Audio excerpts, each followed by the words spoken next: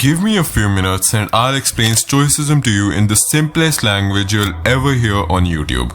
You and me, we are all lost in the hardships of life and we're constantly looking for one answer to our entire existence. But what if I told you Stoicism, which is one of the oldest philosophies in the world, has that answer?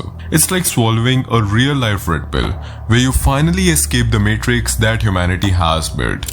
I have boiled down thousands of pages of historical books and millions of YouTube videos into these core ideas, and I can assure you that these are the same key concepts every other YouTube video, every other guy will tell you about Stoicism. It all boils down into these same key things.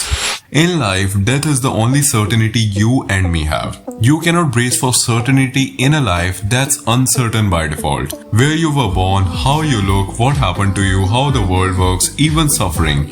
You don't control any of it. In fact, you cannot control 99% things in the world. But what you can control is your response. That means accepting whatever happens in life without resistance, flowing with life wherever it takes you.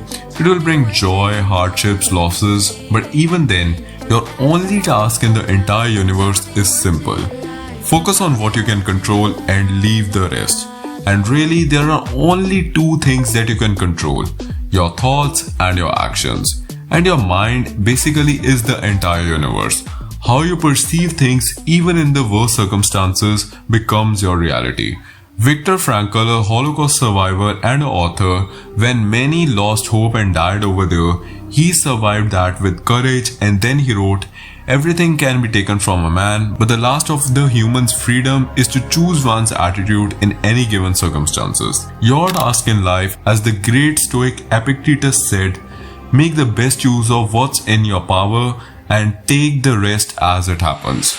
For the Stoics, every event was an opportunity to respond with their core virtues and a path to become the highest version of themselves. There are these four virtues in Stoicism: courage, to do what you fear despite the fear, to show up with bravery in the face of pain, loss, or uncertainty; wisdom, to learn from the wisest minds, to choose what makes sense, not what feels good in the moment; temperance, to control your impulses, to say no even to yourself, to keep showing up and building discipline; justice, to see yourself as a small part of a bigger universe, to act with kindness, fairness, and good intent towards others. At last, no man is free who is not a master of himself, and virtues are nothing else than the right reason and path to live life.